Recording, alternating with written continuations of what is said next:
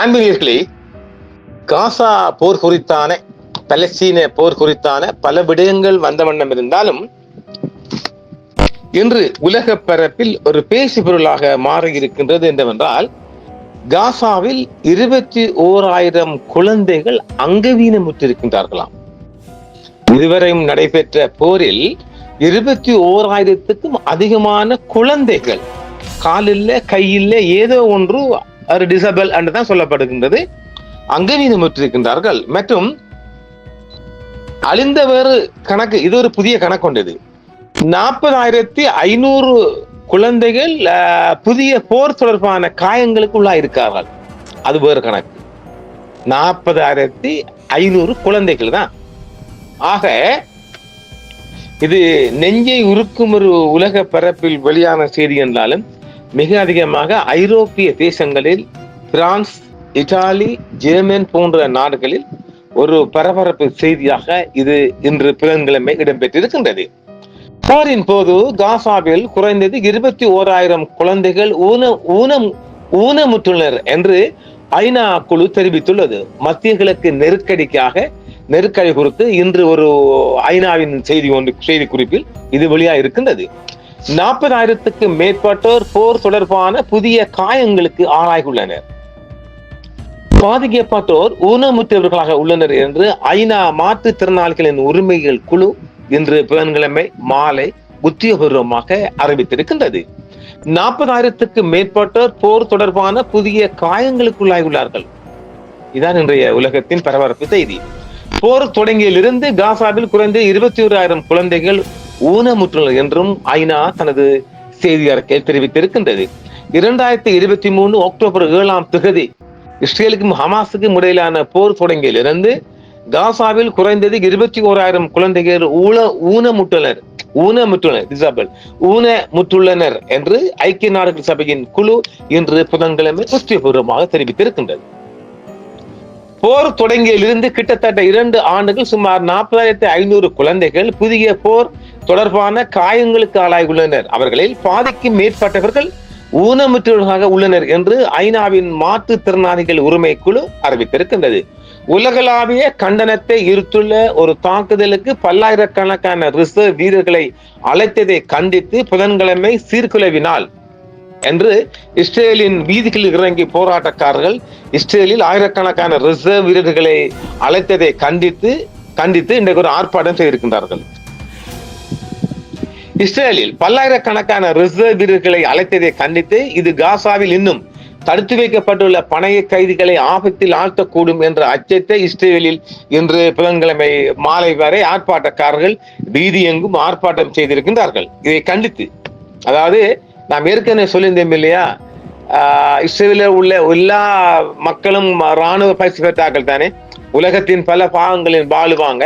அவங்க பயிற்சி பெற்றவர்கள் இப்பொழுது ரிசர்வ் படையாக காசா மீது முத்தியிடுவதற்காக 60,000 போஸ்டர்ஸ் கால் பண்ணிக்கிறாங்க இல்லையா, அதுக்கு அட்டாச் பண்ண வரைச்சல் வந்திருக்கிறாங்க. அதற்கு எதிர்த்து பொதுமக்கள் இன்றைக்கு டெல் அவிவில் ஒரு ஆர்ப்பாட்டம் நடத்திக்கிறாங்க. பிரதமர் பெஞ்சமின் நெதன்யாகவும் அவரது அமைச்சரவையும் போர் நிறுத்த ஒப்பந்தத்தை பெற தவறிவிட்டதாகவும், அதற்கு பதிலாக காசாவில் உள்ள மருத்துவமனைகள் அதன் ஆரம்ப கட்டங்களில் கூறும் ஒரு படையெடுப்பை தீவிரப்படுத்துவதாகவும் ஆர்ப்பாட்டக்காரர்கள் குற்றம் சாட்டுகின்றனர். ஆஸ்திரேலியா, கனடா மற்றும் பிரான்ஸ் இதே போன்ற அறிவிப்புகளை தொடர்ந்து இந்த மாதம் ஐநா பொதுச்சபையில் பலஸ்தீனத்தை அங்கீகரிப்பதற்காக கூறிய சமீபத்திய மேற்கத்திய நாடாக பெல்ஜியம் செவ்வாயன்று நேற்று அறிவித்திருக்கின்றது. யூதேயா மற்றும் ஷமாரியாவில் இஸ்ரேலிய இறையாண்மையை பயன்படுத்திய வேண்டிய நேரம் வந்துவிட்டது என்று ஸ்மோரஸ் கூறினார். இஸ்ரேலிய அமைச்சர் 1967 முதல் அது ஆக்கிரமித்துள்ள மேற்கு கரைக்கு இஸ்ரேல் பொருந்தும் என்ற பெயரை பயன்படுத்தினார். இந்த நடவடிக்கை நமது சிறிய நிலத்தை பிரித்து அதன் மையத்தில் ஒரு பயங்கரவாத அரசை நிறுவும் யோசனையை ஒரு முறை நிகழ்ச்சியினரில் இருந்து நீக்கும் என்றும் அவர் கூறியிருக்கின்றார். தீவிரவாத அமைச்சர் ஸ்மோரஸ் வெளியிட்ட அறிக்கைகள் மற்றும் நிலைப்பாடுகளை, குறிப்பாக குடியேற்ற நடவடிக்கைகளை ஆழப்படுத்தவும் ஆக்கிரமிக்கப்பட்ட மேற்கு கரையை இணைக்கவும் அவர் விடுத்த அழைப்புகள் தொடர்பாக கடுமையான வார்த்தைகளில் கண்டனம் தெரிவித்துள்ளதாக பலஸ்தீனிய வெளியுறவு அமைச்சகம் தெரிவித்துள்ளது. இறையாண்மையை பயன்படுத்துவதற்கான உச்ச கொள்கை என்பது முழக்கம் குறைந்தபட்சம் பலஸ்தீன மக்கள் தொகையுடன் கூடிய அதிகபட்ச நிலம் என்று கூறி பிரதேசத்தின் அனைத்து திறந்த பகுதிகளையும் இஸ்ரேல் இணைக்க வேண்டும் என்றும் ஸ்மோரிஸ் அழைப்பு விடுத்திருக்கின்றார். சமீபத்திய மாதங்களில் மேற்கு கரையின் தோராயமாக 82% பகுதிகளுக்கு இஸ்ரேலிய இறையாண்மையை பயன்படுத்தும் வரைபடங்களை பாதுகாப்பு அமைச்சகத்திற்குள் உள்ள குடியேற்ற நிர்வாகம் வரைந்துள்ளது என்றும் அவர் தெரிவித்திருக்கின்றார். இந்த மாதம் ஐநா பொதுச்சபையில் பலஸ்தீன அரசை அங்கீகரிப்பதற்கும் இஸ்ரேலியர்களுக்கும் பலஸ்தீனர்களுக்கும் இடையிலான இரு அரச தீர்வை மீண்டும் உருவாக்குவதற்கும் பிரான்ஸ் ஒரு முயற்சியை முன்னெடுத்து வருகிறது. அதாவது இஸ்ரேல் ஒரு தேசமாகவும் பலஸ்தீனம் ஒரு தேசமாகவும் இரு நாடுகள் இரு தேசங்கள் என்ற வகையில் பிரான்ஸ் மிக தீவிரமாக செயலில் ஈடுபட்டு வருகின்றது. அதை இஸ்ரேல் வன்மையாக கண்டித்து எதிர்ப்பும் தெரிவித்திருக்கின்றது.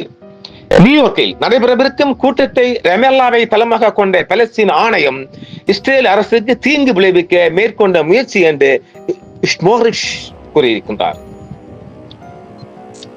யூதேயா மற்றும் சமாரியாவில் இறையாண்மையை பயன்படுத்துவது எங்களுக்கு எதிராக திட்டமிட்ட அரசியல் தாக்குதலுக்கும் எங்கள் இருப்பு மற்றும் எங்கள் குழந்தைகளின் எதிர்காலத்திற்கு ஆபத்தை விளைவிக்கும் முயற்சிகளுக்கும் எதிரான ஒரு தடுப்பு நடவடிக்கையாகும் என்றும் அவர் கூறியிருக்கின்றார்.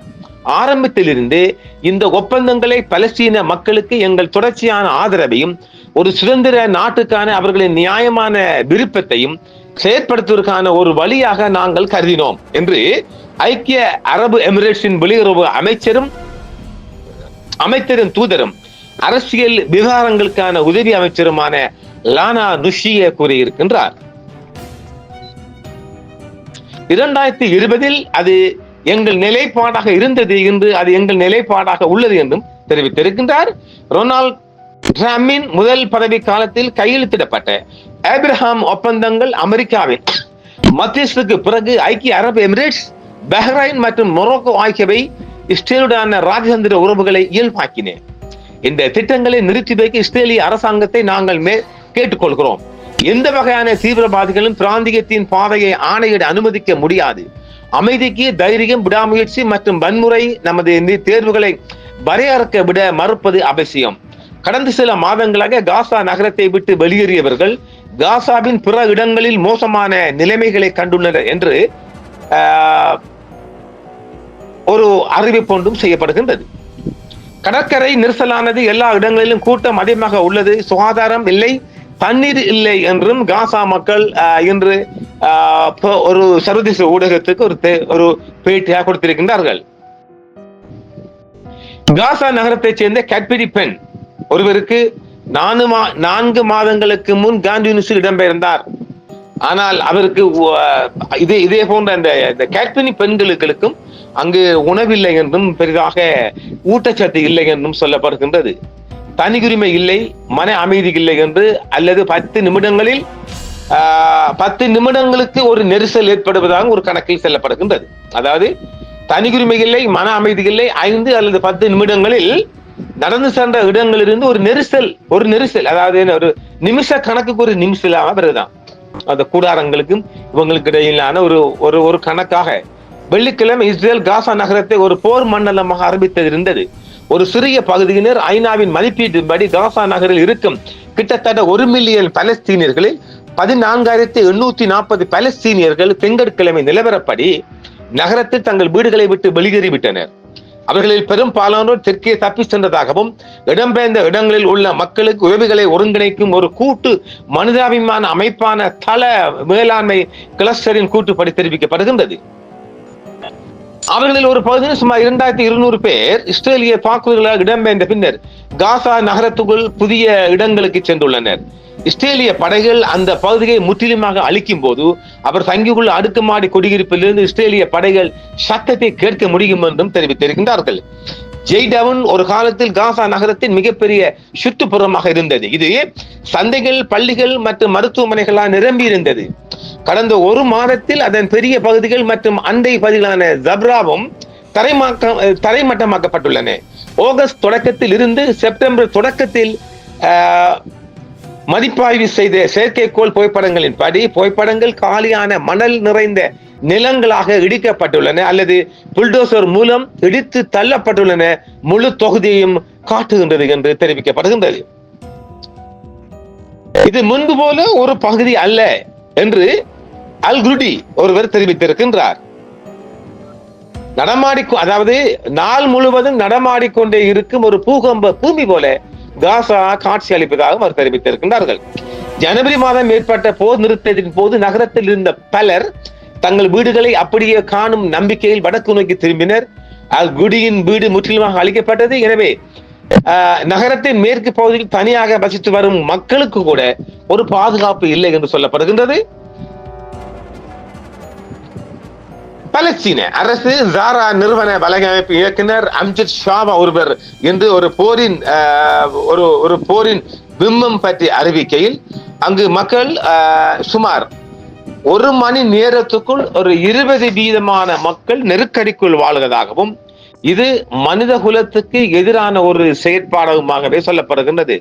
உலகம் அமைதி கொள்ளும் ஒவ்வொரு நிமிடமும் இங்கு ஒரு இனம் அழிக்கப்படுவதாக அது சொல்லுகின்றது ஒரு குறிப்பீட்டில். எனவே உலகம் அமைதி கொள்ளுகிறதா? உலகம் இதை தேடியா போகுது? நடக்கிறது கொண்டுமில்லை. மீண்டும் மற்றும் சந்திப்பு நேயர்களே. என்றும் உங்களுடன் சன்ரைஸ் இந்தியா டிவி சப்ஸ்கிரைப் பண்ணுங்கள், பெல் பட்டனையும் கிளிக் செய்யுங்கள். உங்கள் ஆதரவே எங்கள் சேவை. ஆதரவு தாருங்கள், அரவணைப்போம். மறக்காம சர்ப்ரைஸ் பண்ணுங்க. தேங்க்யூ.